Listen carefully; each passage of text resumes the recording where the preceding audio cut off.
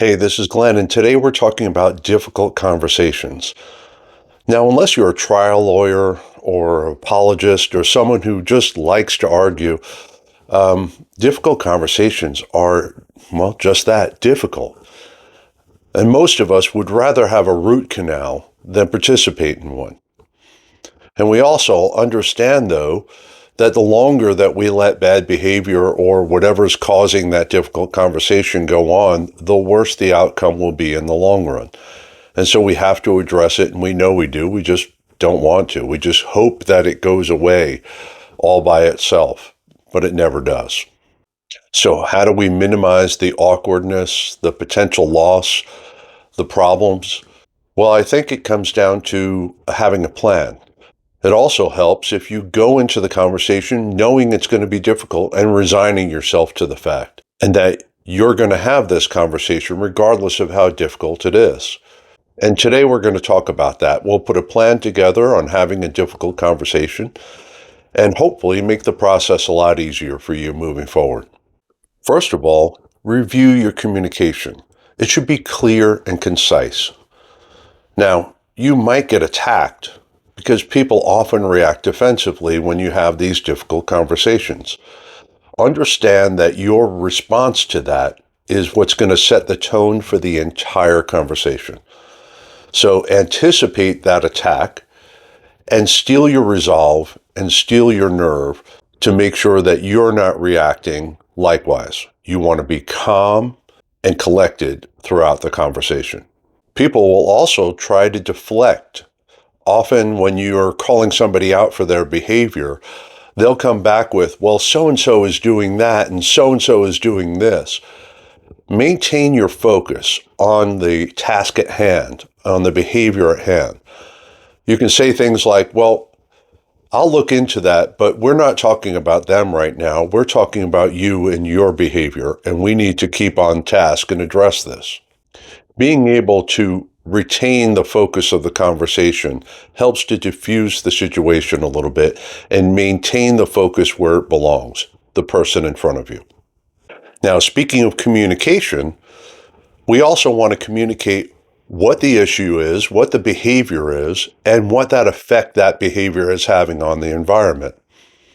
You also want to outline in general principles how you need the environment to look at the end. Now, this isn't a place for solutions. We want them to come up with the solutions. So keep any ideas that you have to yourself for now. But what your job is right now is to explain what the behavior is, what the issue is, and what the effect it has on people, and what you want it to look like down the road. So, for instance, if you had a combative employee who was constantly putting people down when they were sharing ideas, and so they shut down, you could say things like, hey, John, I noticed that when other people share, you tend to attack their ideas. And when you do that, it makes them feel scared to share, and then I don't get their information. We need everyone to be able to share freely without judgment, because otherwise we're missing out on the next great idea. Next, we have to come up with a solution. And this is really their job first. Your job is not to jump in and tell them how they need to change. They need to say how they need to change. So you can ask them, what are you going to do to change this moving forward?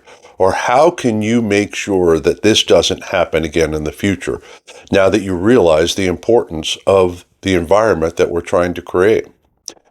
If you're not getting anywhere, try pausing for a little while. People want to fill the void in conversations.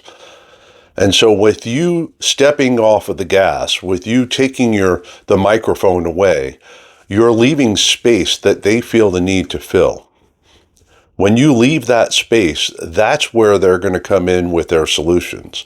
That's where they're going to come in or be defensive, and you have to address that.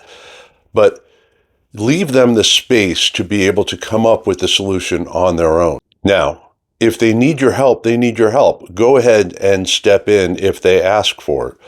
But try not to provide the full solution. try to provide just a partial solution so that they can get to the finish line on their own. They have to own the solution, and they're not going to do that if it's not theirs. Above all, throughout the entire process, you want to have their success in mind. I know this may be difficult if there's been some really bad behavior, but you want them to succeed. Otherwise, you wouldn't be having this conversation. If the end result was to fire them, then why are we here? Why are we trying to fix the problem?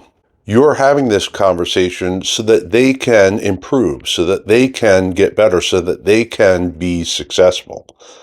So have that in your mind, that you are rooting for them. You want their success. You want them to just blast it out of the park. Because when they do, guess what? The problem's gone. And then you have this person back on your team with a lot of trust because you stuck it out for them. Now, when you have their success in mind, when you actually want to see them succeed, that affects your body language, your tone, the words you use. All of that will happen subconsciously.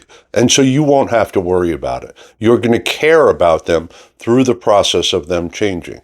Just because they did something they shouldn't have or they behaved in a poor manner doesn't mean that you can't care for them. Now, the hardest part of this is, honestly, if they do change their behavior, if they do turn it around. Because a lot of us tend to keep those things in our head moving forward, and we hold it over them, and we never let them get out of this hole. So if they do make the changes, you have to be able to forgive them, show that mercy and grace that you would want if you made a mistake. You need to forgive and not forget, obviously, because if they have this problem over and over again, that becomes a whole different conversation. Okay, you're going to have that difficult conversation. Make sure you have a plan. Understand that it's going to be difficult and just go in and do it difficultly. Have that person's success in your mind. What does it look like for them to succeed at the end? And root for them through the process. But stick to your guns. Don't let them deflect to other people. And don't let them push it off. Make sure that you are staying on course and you're clear with your communication. What is the problem? What is the effect of the problem? And how does the environment look at the end? I hope this was helpful for you today. I hope you have a wonderful day, and thank you so much for being here.